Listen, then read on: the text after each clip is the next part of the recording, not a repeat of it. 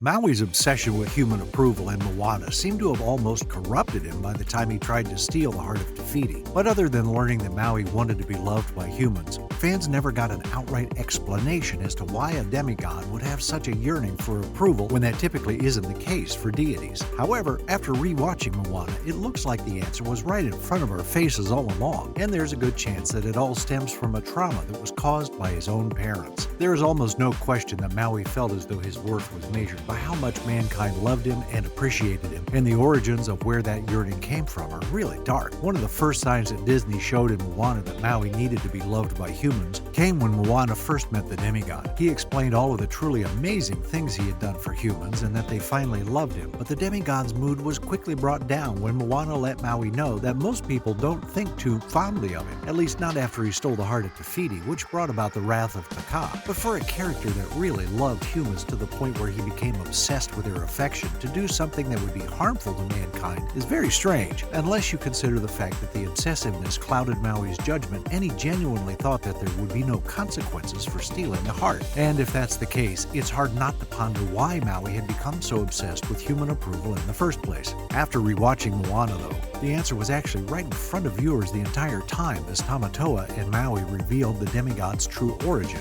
In fact, they make a pretty big deal out of it, and for good reason. Disney first hinted at Maui's depressing backstory as Tamatoa sang his hit Shiny. In the song, the massive crab sang about how Maui was always chasing the love of these humans who made him feel wanted. But the big reveal actually came in the line before, when he said that Maui was far from the ones who abandoned him. This, of course, was a reference to the heartbreaking origin that Maui later revealed to Moana when he explained what happened to him after he was born to human parents. He claimed that they decided they didn't want him after they took a single look at him, and they threw him into the ocean where he sank into the deep, dark abyss. It was likely this abandonment that caused Maui to work so hard for mankind's approval, especially after the gods gave him life again and granted him the powers of a demigod. Sadly, the gifts didn't wipe away the effects and mental scars left behind when Maui's parents cast him aside, which is likely why he spent the first portion of his godly existence helping out humanity. All he ever wanted was to feel as though he belonged. But sadly, that was never the case. Now, it's interesting when you compare Moana's version of the Maui demigod to the actual lore surrounding Maui in real life. It's clear to see Maui's need for human interaction wasn't something that Disney simply made up. You see, unlike other deities from Maori tales who were truly worshipped for their deeds and acts toward humankind,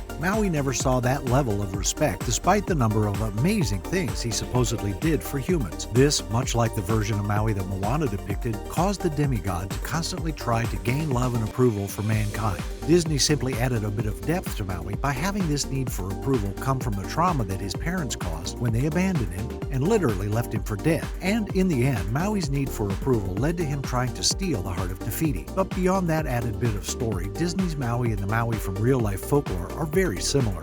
They both became culture heroes, which by definition means a hero to some group who changes the world through invention, discovery, or through creation. In Moana, Disney showed that Maui's story was known throughout the world, at least by Moana's tribe and their ancestors. Everyone knew of his exploits, most of which he mentioned during his signature song, You're Welcome. But as far as Disney showed, no one but Moana could fully understand why he did what he did, and she might have only figured it out because she learned about Maui's origin and what humans did to him after he was born. But no one else knows that his need to help others came from his abandonment issues after his mother dropped him into the ocean to drown. However, after being saved by the gods, Maui began using his newfound demigod gifts to help mankind with a deep-seated hope that he would one day earn the approval that he didn't receive as a child. But despite all that he did, mankind would never treat him quite like they did the other deities, and instead of being worshipped, Maui was more so talked about. And that's crazy when you consider all that he had done for humanity. According to both the Disney movie and traditional Maori lore, the demigod was responsible for lengthening the amount of time in a day by lassoing the sun with his hook and pulling it closer to the earth. Maui was also the one who pulled up land from the bottom of the sea to create more islands for the Polynesian people to live on. However, his most notable attempt to make humans happy was when he tried to steal the Heart of TeFiti. But as a result, Maui almost killed all life on Earth as Taka's power grew. All of that was done, in a way, to gain the approval from humans that he had so desperately sought ever since his parents abandoned him and left him for dead. But as shown in the movie, that never really happened to Maui. While the humans were surely appreciative of the longer days and the fact that Maui supposedly gave them the gift of coconuts after burying an eel that he killed, they never really loved Maui. They only ever saw him as a man of legend, but that doesn't equate to love or more approval.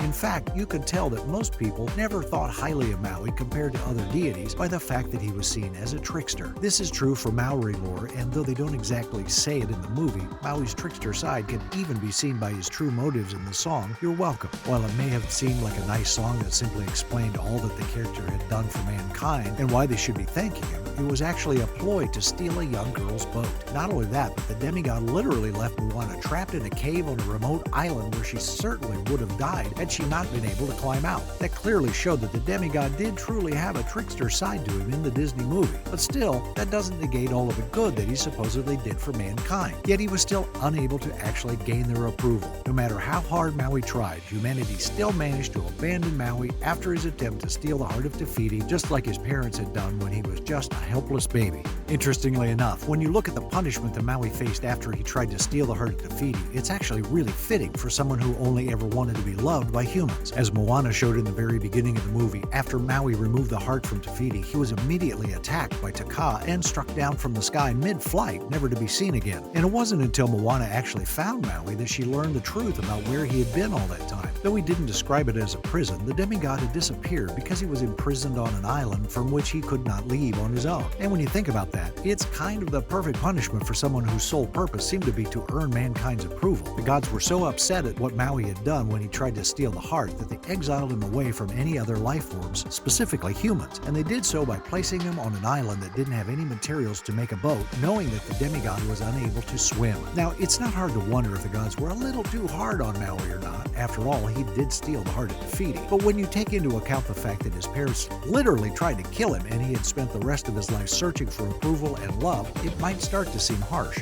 And if you weren't sure if the island that Disney showed Moana finding Maui on wasn't a prison, just take a look at the hooks that Maui carved into the boulders around the island. They're made up of tally marks as if he had been counting the days, much like an inmate might do if they had been incarcerated for a long period of time. Honestly, he was so starved of human attention that he even resorted to potentially hurting a child to get off his island prison. As mentioned before, Maui used his gift of being a storytelling songbird to trick Moana into walking into a cave that he then trapped her in and proceeded to steal her boat and her companion Heihei so that he could finally get off the island. And while that sounds truly horrible, not only does it fit the fact that he is considered to be a trickster, but you also have to consider that Maui likely wasn't in the right mind when he did that. He had been kept away from mankind for so long that people had stopped talking about all the great things he had done for them and only remembered him for stealing the Heart of TeFiti. And that's sort of heartbreaking. What do you think though? Was it Maui's obsession to gain human approval because of his parents that led him to do something as foolish as stealing the Heart of TeFiti? Be sure to let us know in the comments below.